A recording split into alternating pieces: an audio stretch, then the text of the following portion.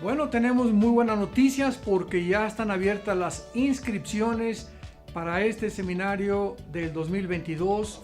No solamente se va a limitar a matrimonios, sentimos en el corazón que es un tiempo de fortalecer familias. Yo creo que este año 2022 va a ser un año muy especial, por lo cual no te lo puedes perder. Los esperamos porque va a ser verdaderamente algo muy especial, sobre todas las cosas, porque ahora es para toda la familia. Los esperamos.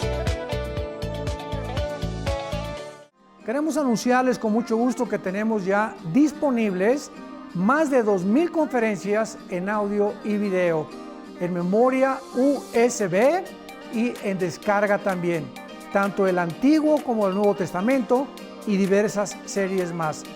Les recomendamos y les sugerimos que las adquieran. Serán de enorme bendición para todos que están apasionados por la verdad y que aman las Sagradas Escrituras.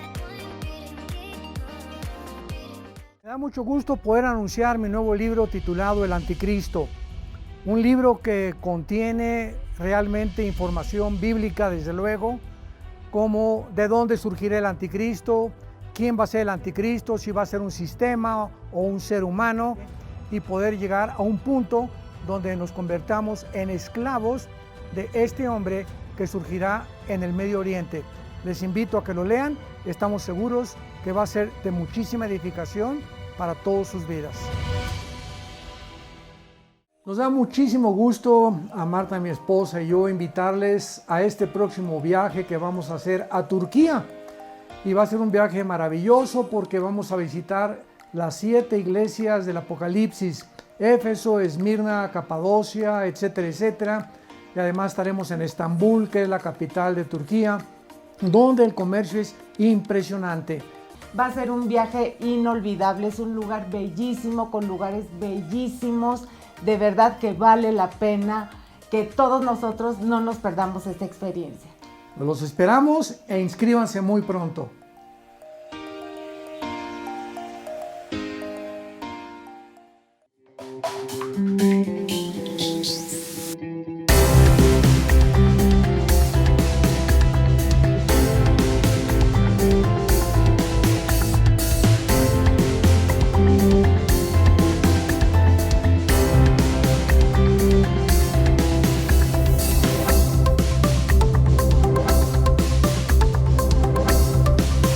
Esta mañana quiero compartir un mensaje que se titula Evidencias de la Biblia. Cuando alguien te para en la calle y te pregunta, ¿por qué dicen ustedes los cristianos que la Biblia es la palabra de Dios? ¿Tienes tú las municiones y los argumentos para rebatirlo? Si te para un mormón y te dice, pues que somos dioses, ¿puedes tú mostrarle algún versículo en la Biblia demostrando la divinidad de Cristo y de que no somos dioses?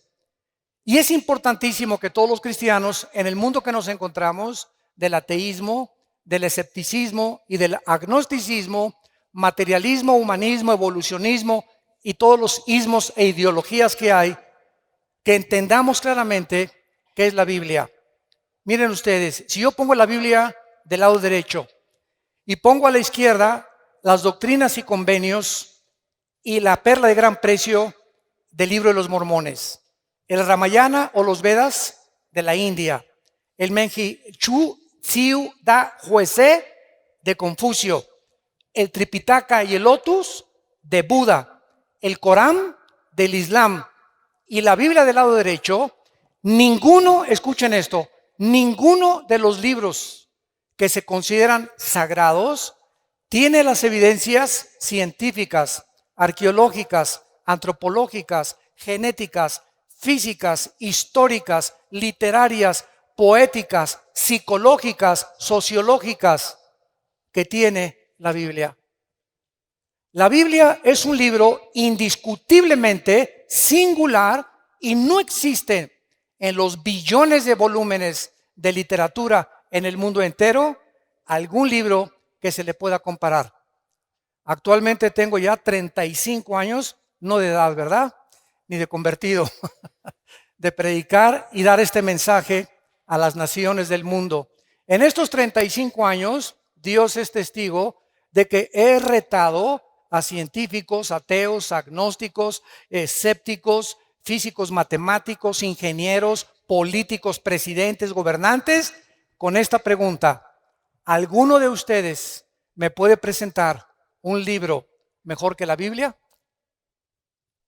En estos 35 años que tengo en el radio, en la televisión, no he encontrado, ni creo que nadie se atreva a decirme: este libro es mejor que la Biblia, porque si lo hiciera, demostraría la ignorancia que tiene de las Sagradas Escrituras, las cuales trato de demostrar en esta mañana. Si nosotros ponemos realmente del lado derecho a Jesucristo y ponemos aquí junto a Mahatma Gandhi, a Confucio, a Buda, al Ramayana, al Maharaji Chachi Kukulachi y a todos los filósofos orientales que se dicen dioses, no hay ningún líder religioso en toda la historia del ser humano que se compare con Jesucristo. Jesucristo volvió locos a los psiquiatras en la cruz. Acabo de ver un reportaje de la Asociación de Psiquiatría de un país sudamericano donde me invitaron. Acabo de regresar de Guayaquil, donde fue un grupo de psicólogos los que me invitaron a darles conferencias a psiquiatras y a psicólogos acerca de las evidencias que quiero compartir. Y me decían muchos psiquiatras: las condiciones emocionales y sentimentales y las reacciones de Cristo en la cruz no eran de un ser humano, eran de un Dios.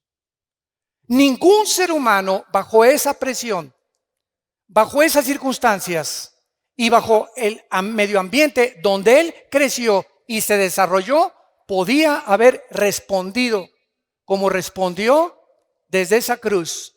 Las palabras que expresó en la cruz y la forma como él vivió. Nadie en la historia pudo tampoco decir: yo soy el camino, yo soy la verdad y yo soy la vida eterna.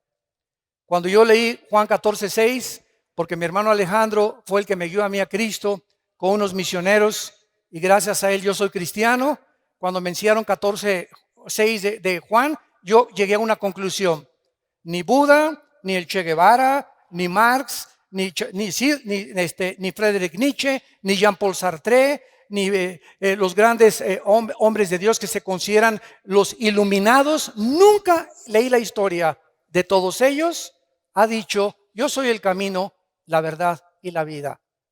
Ahora, todo pudo haber quedado con esas palabras y cualquiera podría decir: bueno, yo también puedo decir de repente que soy Dios. Fue lo que dijo el Dalai Lama en 1992 al Papa Juan Pablo II. Y cuando vi en el periódico que el Dalai Lama le dijo al Papa que él era Dios, le mandé un correo a la embajada de China preguntándole: ¿nos puede usted anunciar cuándo se va a morir y resucitar? Porque si usted dice que es Dios, usted tiene el control de la vida. Y Jesucristo dijo: es necesario que el hombre, el Hijo del Hombre, sea muerto, perseguido y vituperado, y a los 3 días se levante de los muertos. Cuando tomó la última cena, Cristo sabía que era la última cena, que no volvería al otro día volver a comer con sus discípulos. Y así fue como les dijo: este pan y esta copa que vamos a beber, no la van a comer ustedes ni a beber hasta que estemos todos juntos en el reino de Dios. Él estaba perfectamente consciente a qué había venido y exactamente el día, la hora, los minutos y los segundos en que le quitarían la vida y la ofrecería para pagar por nuestros pecados. Veamos en primer lugar la evidencia de la singularidad de la Biblia. Apunten ahí, número 1, la singularidad. La Biblia fue el primer libro en haber sido escrito en la imprenta de Gutenberg, 1455. El primer libro que se haya impreso en una imprenta fue la Biblia y se llamó la Vulgata Latina, que fue traducida posteriormente por un monje llamado Jerónimo.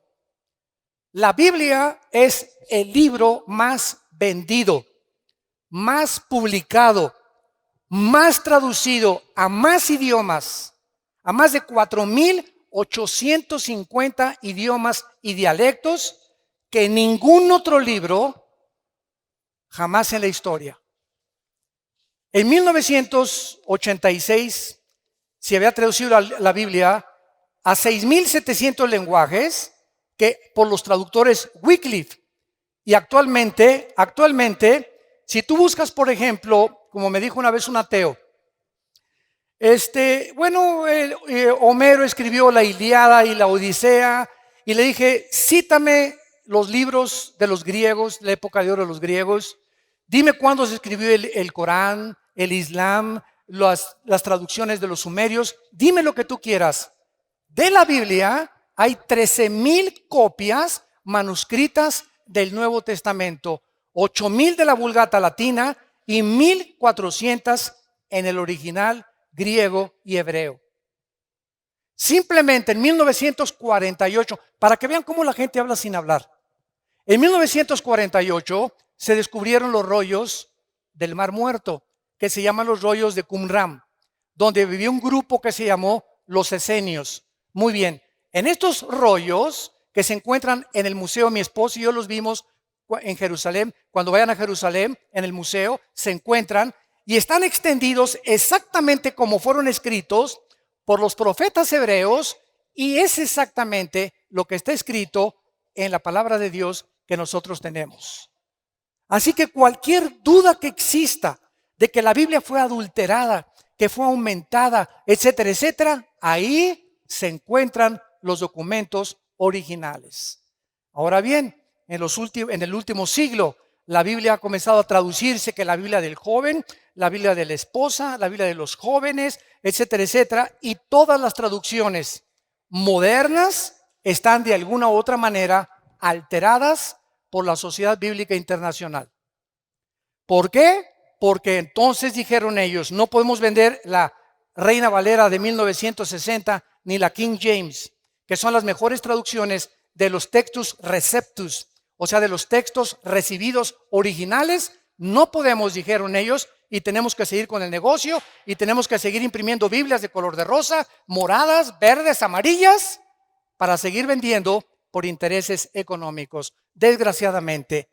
Entonces, una de las peores versiones que hay se llama la Nueva Versión Internacional, que sustrajeron 26 versículos del Nuevo Testamento.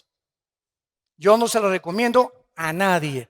Entonces, esto nos muestra claramente, ¿verdad?, el ataque que la Biblia tiene. Por ejemplo, después de su muerte, un hombre que se llamó François Voltaire, en 1778, un ateo agnóstico que persiguió a la Biblia y a los cristianos en Francia, dijo lo siguiente antes de morir: la Biblia jamás podrá, después de mi muerte, pasar a la historia y nadie la volverá a publicar. Cuando se murió, la casa de Voltaire se convirtió en la imprenta más grande de Biblia de Europa. Coincidencias del destino. Veamos a continuación su unidad. La Biblia es un compendio de 66 libros. Vean esto, son 66 libros que hacen un solo compendio. Estos 66 libros fueron escritos en 1500 años. En 1500 años. El último libro que se escribió en el siglo I después de Cristo fue el libro del Apocalipsis. Estos 66 libros fueron escritos por más de 40 hombres diferentes. Unos fueron reyes, otros campesinos, pescadores, poetas, granjeros, médicos como Lucas, oficiales del gobierno y ministros de Hacienda como Isaías, etcétera, etcétera. Sin embargo, la grandeza y la peculiaridad y la consistencia que mantienen estos 66 libros es de carácter sobrenatural. Déjenme explicarles. Hace algún tiempo vino a la casa de ustedes un vendedor de enciclopedias. Y pásele, le dije, porque me encanta mucho, siempre me ha gustado mucho la lectura, a ver qué me puede usted ofrecer. Y pues ahí sacó su laptop y ya me mostró las nuevas versiones del Tesoro de la Juventud, Enciclopedia Británica, bla, bla, bla, bla. Y yo le pregunté a este vendedor, ¿cuántos años tienes vendiendo libros? Y me contestó, 30 años. Dije, hijo, toda tu vida la has dedicado a vender libros. Y realmente trae una enciclopedia en su laptop de todos los volúmenes casi más leídos y más, de más cultura en el mundo. Y le hice una pregunta. Entre estos 30 años que tú tienes vendiendo libros, ¿tendrás por ahí de casualidad 3 libros que se hayan escrito en años diferentes por 3 autores diferentes y que coincidan en su pensamiento? Se metió a su laptop, comenzó a bajar ahí y me dijo después de 20 minutos, señor Alducin, no encuentro tal cosa en la historia de la literatura. Entonces me fui a mi oficina, saqué de mi escritorio la Biblia y le dije, aquí no son 3 libros, son 66 libros escritos por más de 1500 años, por más de 40 hombres, y los 66 libros mantienen del Génesis al Apocalipsis la misma línea, la vida del Hijo de Dios. Desde Génesis 1, escuchen esto, hasta el Apocalipsis, la línea que une a todos los 66 libros es la persona de Jesucristo. Les doy un ejemplo, un botoncito de muestra. Génesis 1:1 dice así: Bereshit Elohim ha-samayim ha-eretz, en el hebreo, que significa, en el principio, Dios hizo los cielos y la tierra. Muy bien, Génesis 1:1 tiene 7 letras en el original hebreo. Tiene 7 palabras en el original hebreo. El número 7 en la Biblia es el número de la perfección. Muy bien, de estas 7 que tiene, el de en medio de Génesis 1 es el símbolo del menorá, que es el candelero que aparece en Apocalipsis. Y si tú te metes en una computadora, como lo hicieron en 1990-95, judíos expertos matemáticos en computación descubrieron que cada 7 letras en el original hebreo aparece el nombre Yeshua, que es Jesús.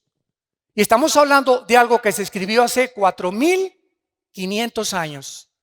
Por más que hubieran tenido computadoras y hubieran sido genios de la literatura, nadie podía haber acomodado tal fraseología en la Biblia, la palabra de Dios. Ahora veamos a continuación algunas evidencias científicas, señores científicos que nos visitan y los que nos escuchan a través ahorita por el internet y las redes sociales. En el Génesis capítulo 1, entendemos nosotros que la Biblia es el único libro que nos ofrece cómo fue hecho el universo. Los científicos, óiganlo muy bien si hay estudiantes de universidad aquí o profesionistas, nunca la ciencia jamás podrá darnos la explicación de lo que sucedió en el origen del universo. Porque para que sea científico tiene que ser repetitivo. Nadie nos podrá explicar de dónde venimos. Y como la ciencia no puede retroceder a millones o miles de años en el pasado, los científicos también especulan, también teorizan, también tienen hipótesis, también son filósofos. Por eso se llama la teoría de la evolución. Y pues cuando tú hablas con un ateo o vas a la universidad y no han leído la Biblia tus maestros, ¿qué les queda para poder explicar de dónde venimos? Y te dicen que tu abuelita fue chita. Que somos el proceso de una selección natural, que los dinosaurios se convierten en conejos, los conejos en changos, los changos en dinosaurios, los leones en pumas, los pumas en perros, los perros en gallinas. Y esto, escuchen esto ni científica ni biológicamente es posible. La biología y las leyes de la física demuestran que es imposible la evolución. ¿Pero por qué? La siguen enseñando en las escuelas a nuestros hijos porque no tienen otra opción. Y si la tuvieran, tendría que ser la Biblia y tendrían que convertirse a Jesucristo. Y su soberbia intelectual no les permite aceptar las evidencias, aunque ellos ni siquiera se han preocupado en buscarlas delante de Dios. La Biblia dice que el primer día Dios hizo la luz, el segundo día el firmamento, el tercer día la tierra y el mar, el cuarto día el sol, la luna y las estrellas, el quinto día los peces y las aves, y en último lugar, la obra de arte de Dios fuimos nosotros. Porque ni los perros, ni los cocodrilos, ni los changos, ni los conejos, ni las jirafas fueron hechas a imagen y semejanza de Dios.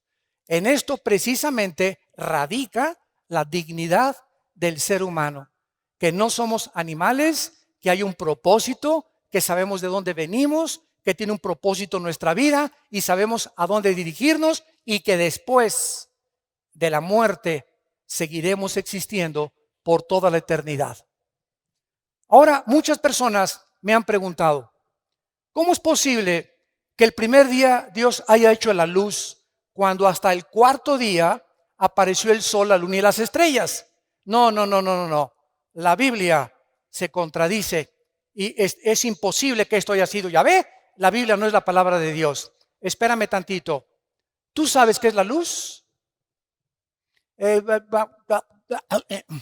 La luz es un fluido de electrones o un tipo de electromagnetismo.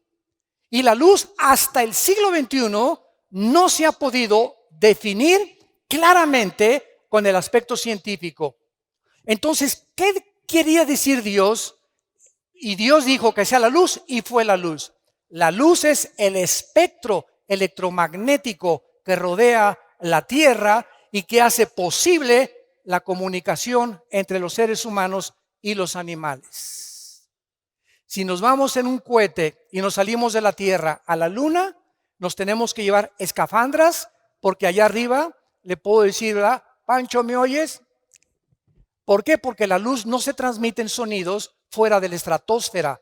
Entonces necesitamos aparatos especiales saliendo de la atmósfera terrestre para poder comunicarnos. ¿Por qué? Porque fuera de la atmósfera no existe el espectro electromagnético. Ahorita se puede grabar mi voz, puedes escuchar música en el radio, se puede transmitir ahorita en CNN o en Fox News lo que está pasando en el Medio Oriente por la televisión, y ahí viene corriendo la imagen desde el Medio Oriente, lo que está pasando a mi televisión en cuestión de segundos, gracias al espectro electromagnético. Y la Biblia tenía razón. Ahora, muy bien, ¿por qué respiramos? Para que respiremos tiene que haber una fotosíntesis de las plantas. Y las plantas, para que existan, necesitan tener el agua. El orden en que Dios pone la creación del universo es exactamente el orden que la ciencia comprueba que era necesario para que la vida apareciera. ¿Quién le reveló a Moisés hace 4.500 años el orden en que el universo fue hecho por Dios? Veamos en segundo lugar las pruebas de la genética, que son las que más me gustan, porque siempre estoy fascinado con la genética. Es impresionante lo que encontramos en lo que vamos a ver a continuación. Escuchen esto, hasta 1860, apúntalo. Hasta 1860 un hombre llamado Gregorio Mendel descubrió las leyes de la herencia. Era un monje que comenzó a hacer experimentos con chícharos y comenzó a mezclarlos y vio que un chícharo verde transmitía características verdes al otro chícharo y que ese chícharo le transmitía también exactamente el tamaño de ese chícharo anterior y otras evidencias más. Entonces dijo, algo se transmite de una manzana, una semilla de manzana, tiene cosas que cuando se siembran produce manzanas. La semilla de la uva produce uvas, la de la papaya produce papayas. Él descubrió que algo dentro de las semillas propagaba la consistencia, el tamaño, el color y hasta las vitaminas de la información que tenían las semillas. Pero él no tenía microscopio todavía. Y hasta 1954, el doctor James Watson gana el premio Nobel cuando descubre el ácido desoxirribonucleico. el ADN. Y este hombre gana el premio Nobel y descubre que en las billones de células que el cuerpo humano contiene, estamos compuestos de billones de células. En cada una de las células contenemos un software. Para hablarles en idioma del siglo XXI, cibernético. Cada célula de nuestro cuerpo contiene información genética codificada. Cuando hay información inteligente, la materia no la puede producir. La materia no puede producir el pensamiento, ni la materia puede producir la conciencia. Por eso es una de mis armas favoritas a los ateos, que son mi plato favorito. Y siempre les digo a los ateos, bueno, ustedes, a ver, explíquenme el universo, ¿no? Una explosión, el Big Bang. ¿Así? ¿Y quién produjo la explosión? ¿Qué se encontraba antes de la explosión? Para que haya una explosión tiene que haber una causa, porque toda causa tiene un efecto y todo efecto tiene una causa. Ok, vamos a seguir esa línea de pensamiento que los ateos dicen. De una explosión surgió la materia. Ok. ¿Y la materia produce el pensamiento? ¿La materia produce la conciencia? ¿Es la materia inteligente? Entonces, ¿de dónde vino la conciencia que los seres humanos tenemos, que no tienen los animales, a la que llegaron los griegos? Aristóteles, Sócrates, Demóstenes eran más inteligentes que los ateos del siglo XX, porque los griegos del siglo de 150 antes de Cristo, escuchen lo que dijeron: pienso, luego existo, existo, luego vivo. Vivo, tiene que haber una causa, esta causa no puede estar dentro de mí, esta causa tiene que estar fuera de mí. Yo no sé cómo se llama la fuerza, el poder, un dios o muchos dioses, pero fuera de nosotros no tenemos la causa de nuestra existencia. Forzosamente tiene que haber un Dios. Es increíble que la filosofía del siglo XX no haya superado la filosofía del siglo de oro de los griegos. Los griegos, siguiendo una línea de lógica elemental, concluyeron que tiene que haber un Dios, tiene que haber un principio y tiene que haber un final, por la misma lógica del razonamiento que Dios nos ha dado.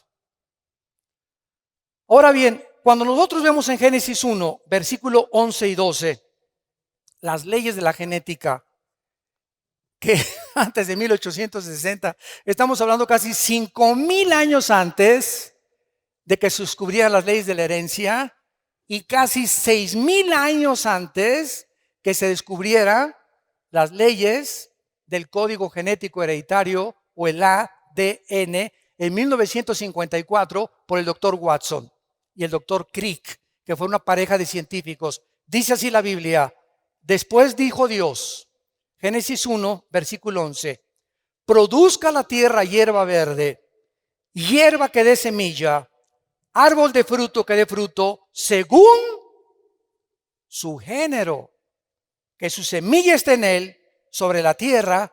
Y fue así.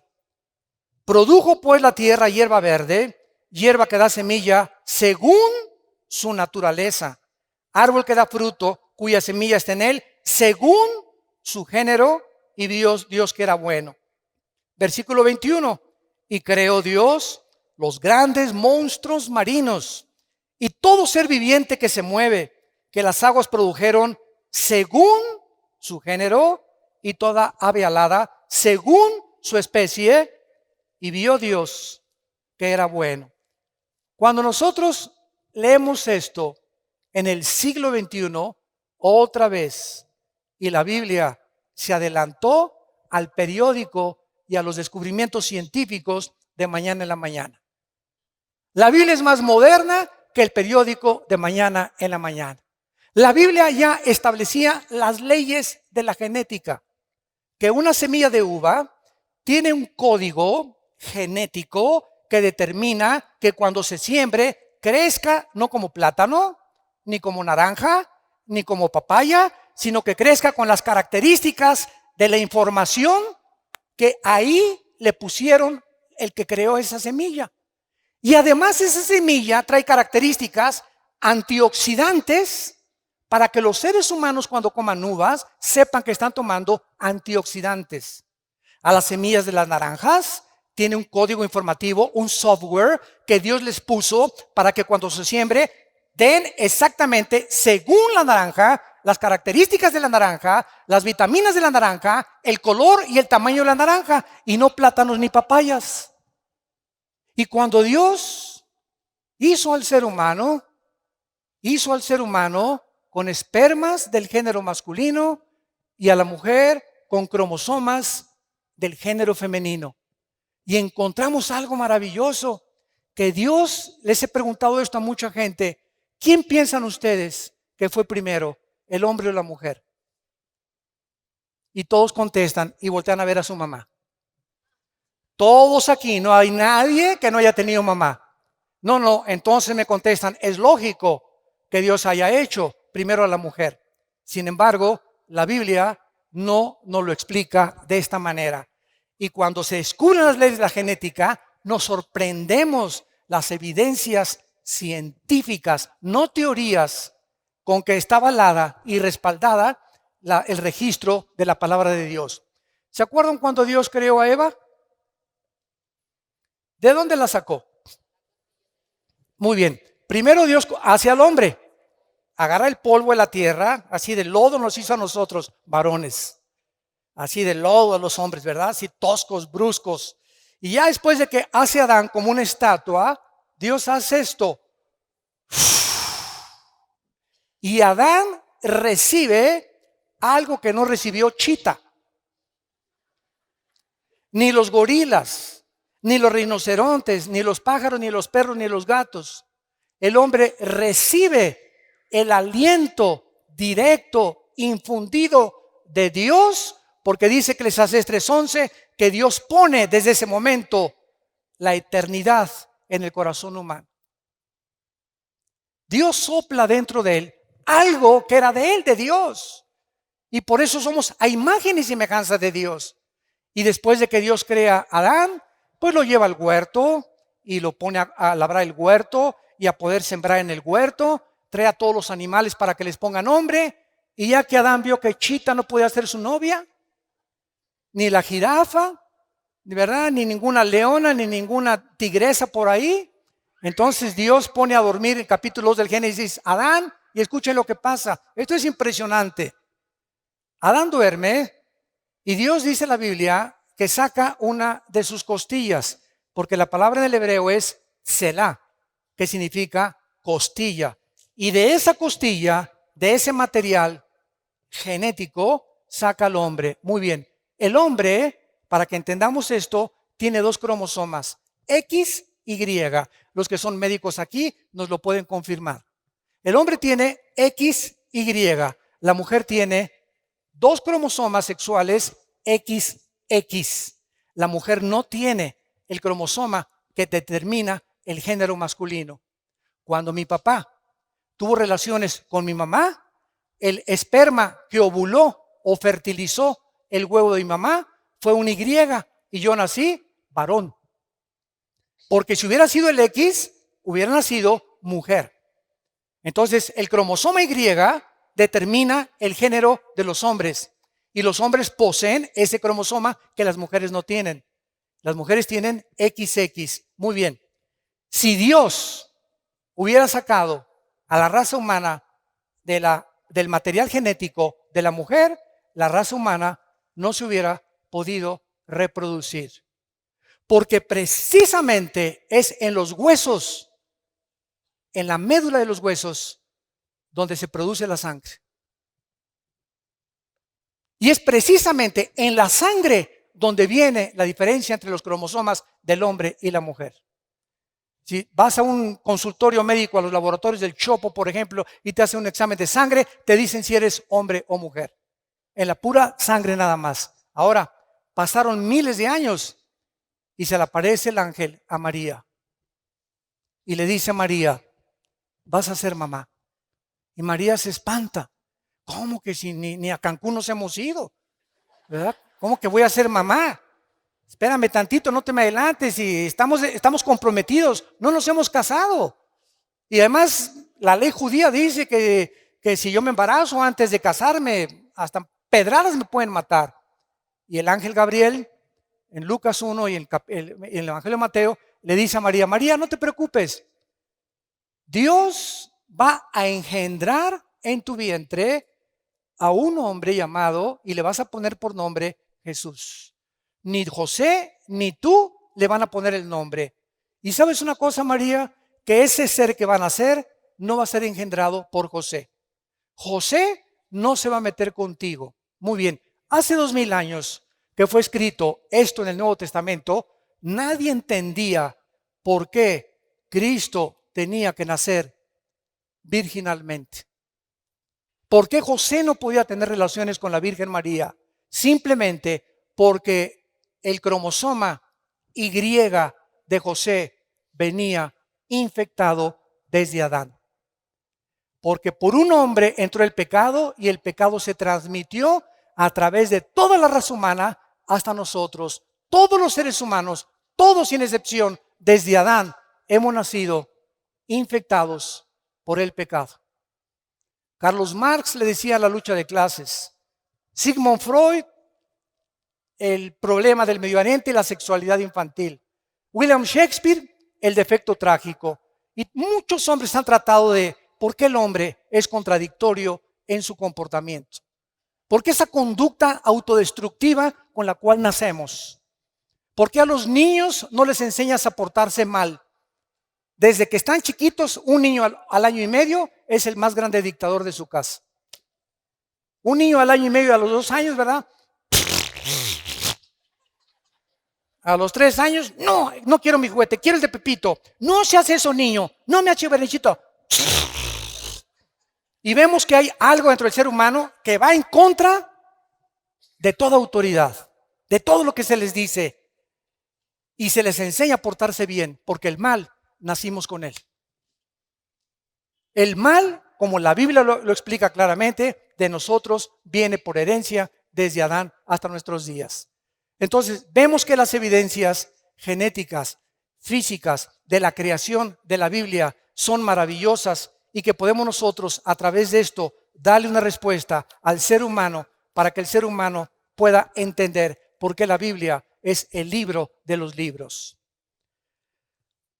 Hace 2300 años, antes de que Galileo Galilei, tu padrino, descubriera que la tierra era redonda, apúntalo. En el libro de Isaías 40, capítulo 40, versículo 22. 2300 años antes que Galileo, la Biblia ya decía que la tierra era redonda. Hay una ley en la física, todos ustedes que son de carácter universitario de la preparatoria, que se llama la ley de la entropía. Y todos ustedes, si ya pasaron la secundaria a la preparatoria o están en la universidad, forzosamente tienen que conocer que hay una ley que rige a todas las demás leyes, que se llama la ley de la primera y la segunda ley de la termodinámica. ¿Qué establecen estas leyes físicas? Precisamente que todos los procesos físicos, todos los sistemas ordenados, tienen con el tiempo a desordenarse. Nunca del desorden surge el orden. Esto es antifísica, sino que del orden surge el desorden. La evolución enseña que de lo menos vamos a más. Y la Biblia enseña que fuimos coronados como la creación máxima de Dios y estamos como los cangrejos en lugar de evolucionar. Claro que hemos evolucionado tecnológicamente y científicamente como criaturas físicas y como criaturas intelectuales, pero como seres humanos hemos hecho el ridículo porque estamos en el siglo XXI y ahorita en noviembre del año 2015 el mundo está a punto de entrar a una tercera guerra mundial. ¿Dónde está el razonamiento? ¿Por qué no hemos podido vivir en paz? ¿Qué le pasa al ser humano? ¿De qué nos sirvió llegar a la luna? Y los experimentos y los descubrimientos, Todo eso ha ensoberbecido al ser humano. Simplemente profesando ser sabios, se hacen necios. Porque habiendo conocido a Dios, no le quieren glorificar como a Dios, ni le quieren dar gracias. El ser humano está envanecido en sus razonamientos. Su corazón ha entenebrecido y nos hemos creído dioses. Y por eso el mundo se encuentra como se encuentra.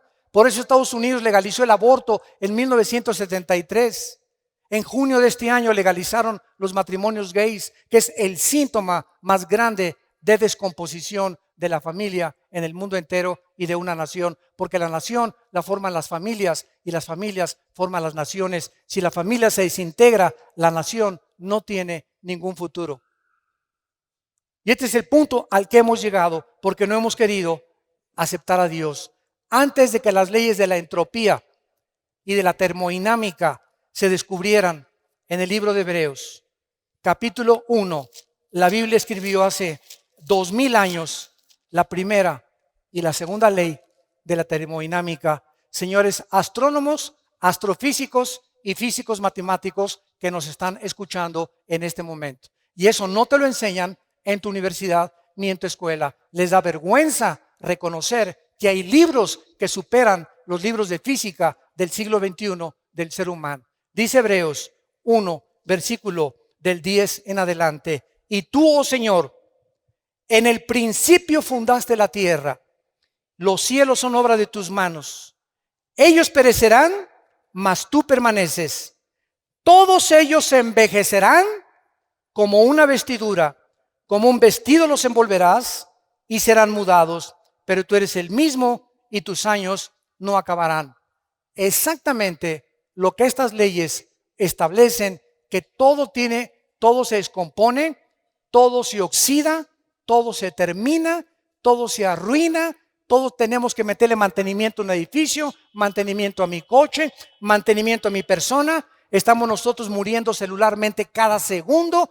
Todo el universo que está a nuestro alrededor está en proceso de descomposición.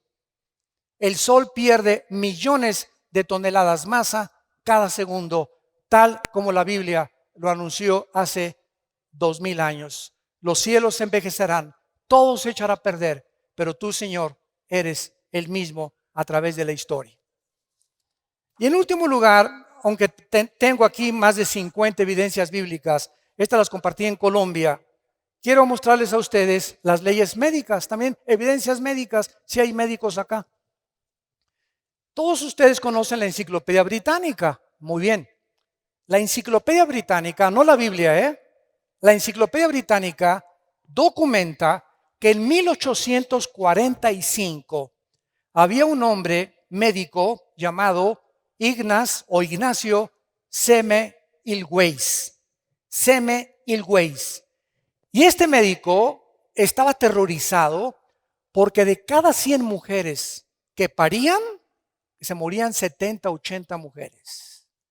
Dijo, Dios mío, ¿pero qué está pasando? Somos médicos y nosotros tenemos que en lugar de que se nos mueran, salvarles la vida. Entonces este médico comenzó a leer el libro de Levítico, donde Dios le dio a su pueblo Israel las leyes de la sanidad, las leyes médicas, las leyes de la higiene que deberíamos de tener antes de que se descubriera la proliferación bacteriológica y microbiológica que existe en el aire. Por ejemplo, si tú ves a un perro que se hace chis en la calle o que se hace excremento en la calle, ese excremento tiene millones de bacterias que comienzan a subir en el aire y no las vemos. Y tú pasas y haces y respiras y ahí te estás metiendo, ¿verdad? Cantidad de bacterias a tu organismo, cantidad de microbios en tu organismo. Y por eso en Levítico, escuchen, Dios, antes de que se descubrieran la proliferación bacteriológica en el medio ambiente, Dios le dijo a Moisés, dile a tu pueblo que cuando hagan excremento lo entierren con un palo debajo de la tierra. Y Moisés dijo, pues ¿quién es? El Señor me dijo que le hiciéramos no y que lo tapáramos. ¿Y por qué? Pues quién sabe. Fueron miles de años los que pasaron hasta que se descubrieron la proliferación de bacterias. Bueno, este doctor, que se encuentra registrado en la Enciclopedia Británica, leyó Levítico 15, versículo 13. Y ahí descubrió este doctor el secreto de por qué las mujeres se estaban muriendo cuando los médicos las estaban atendiendo en los partos. Y dice así: cuando se hubiere limpiado de su flujo, el que tiene flujo contará 7 días después de la purificación y lavará sus vestidos. Escuchen esto: y lavará su cuerpo en aguas corrientes, no en aguas estancadas, sino que les dijo Moisés: cuando se laven las manos para limpiarse de cualquier impureza, de semen, de flujo, de lo que sea, lávense las manos, pero tengan cuidado de nunca lavárselas en charcos, ni las pongan en cubetas y se laven ahí. Tiene que ser agua corriente. Y entonces el doctor Semmelweis, registrado en la Enciclopedia Británica, les recomendó a los doctores que se lavaran las manos antes de atender a las mujeres que iban a parir. Y el índice de mortalidad se redujo el 80%. Estaban ellos con sus manos de los tacos del pastor después, se metían a tratar de sacar a los bebés, infectaban a las mujeres y las mujeres se morían por infecciones de la cantidad y millones de bacterias y microbios que tienen las manos. La Biblia tenía razón y ya nos daba, antes de que se descubrieran las leyes de higiene, para que nosotros entendiéramos que ahorita que tú te vas y vas a comprar un taco, asegúrate de lavarte las manos.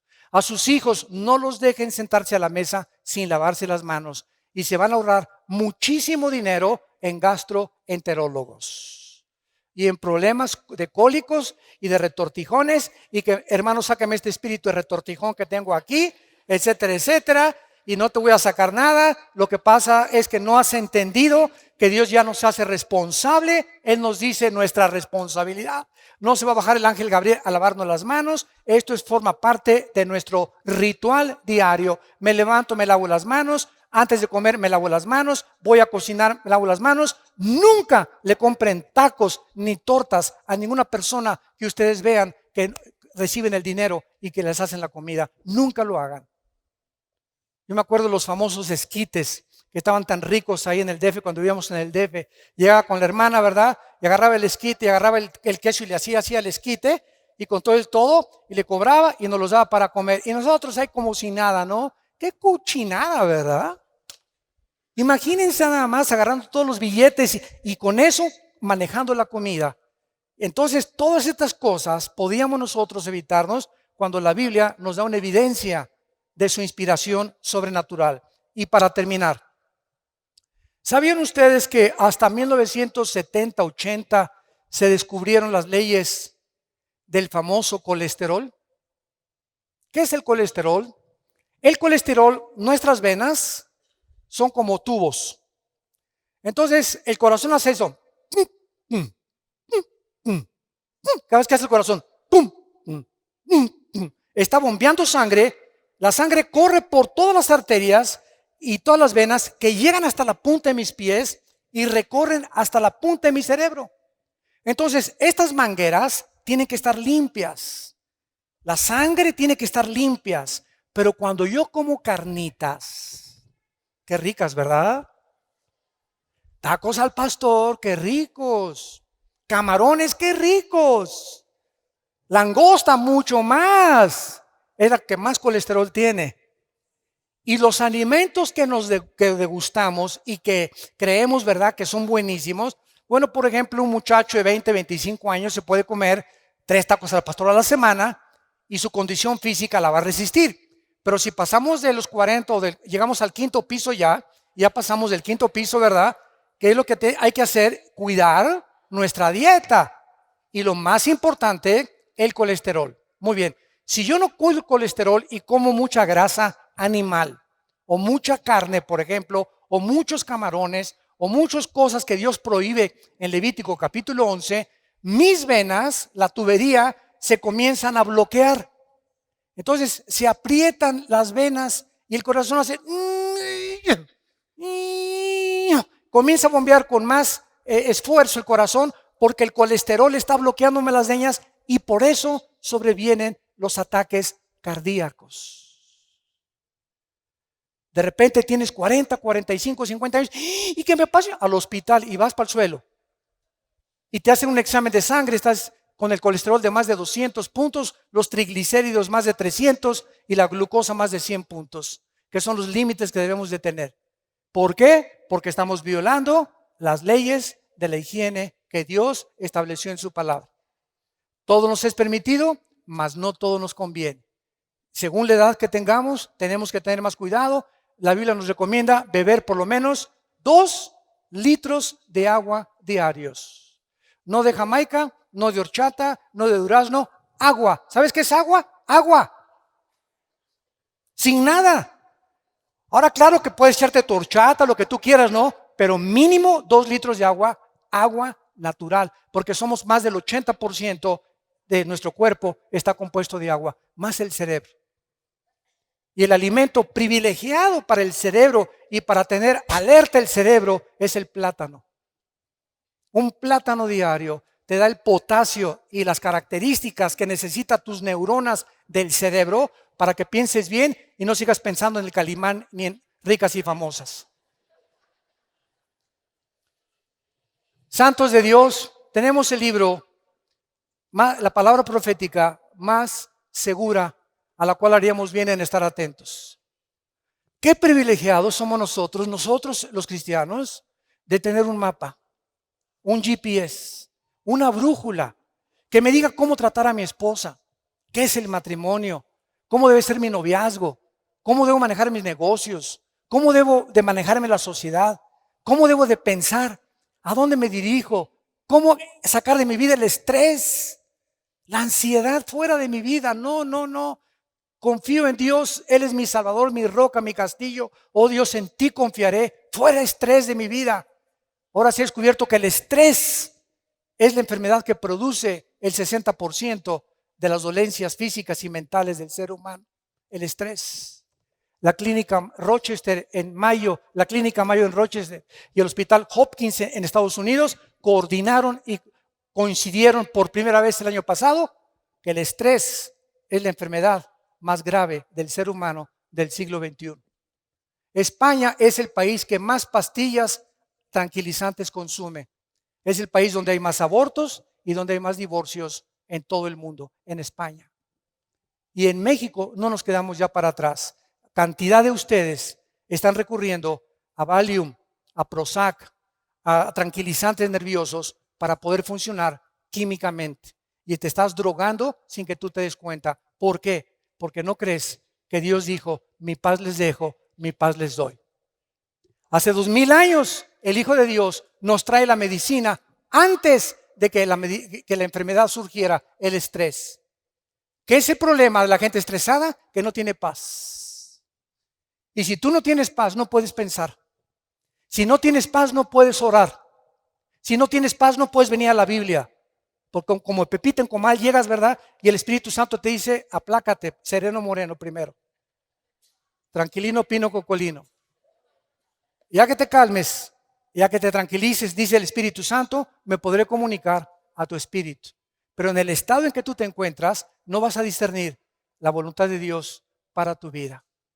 Por nada estén afanosos, sean conocidas sus problemas con toda oración y súplica en el Espíritu. Y la paz de Cristo, que sobrepasa todo entendimiento, guardará nuestros pensamientos y nuestros corazones en Cristo Jesús. Shalom, que tengan paz. Gracias por tu palabra, Señor. Gracias, Señor, por tu palabra, porque nos has dejado una palabra que nos puede sostener en un mundo convulsionado por la inestabilidad, en un mundo donde hay demasiada confusión religiosa, política, económica, un mundo que no te conoce, donde nos has llamado a formar parte de tu cuerpo para anunciar las virtudes de aquel que nos llamó de las tinieblas a tu reino admirable. Gracias, Jesús, por haber abierto tus brazos en la cruz Y desde esa cruz, con tu cabeza coronada de espinas, los clavos en tus manos y los clavos en tus pies, y abandonado, traicionado y perseguido por todo el gobierno romano y por los que se decían tus amigos, de tu boca salieron las palabras más excelsas y más sublimes que un hombre pueda pronunciar en medio del dolor. Padre, perdónalos, porque no saben lo que están haciendo. Gracias, Jesús, porque ahora, con conciencia de lo que estamos haciendo, has entrado a nuestra vida a fortalecerla y animarnos a seguir peleando en medio de tanta oposición de un mundo condenado por el pecado, la buena batalla de la fe.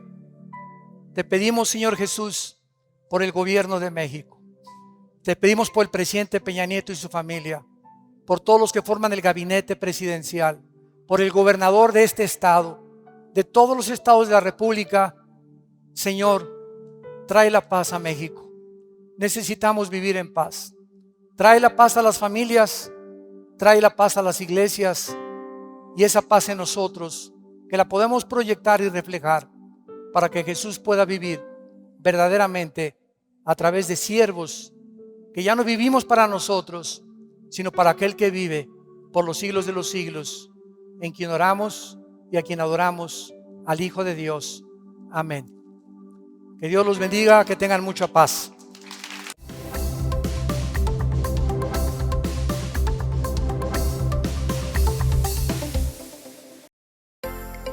Vida Nueva para el Mundo se sostiene y propaga el mensaje de salvación de Jesucristo gracias a Dios y a tus donativos. Llevemos juntos el Evangelio de Jesucristo al mundo entero.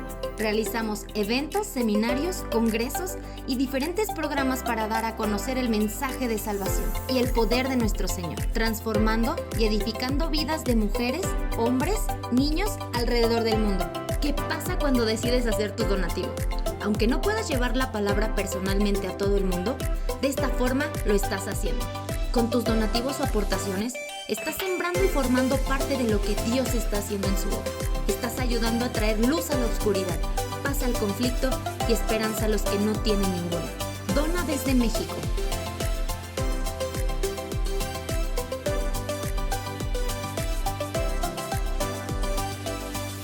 Dona desde Estados Unidos.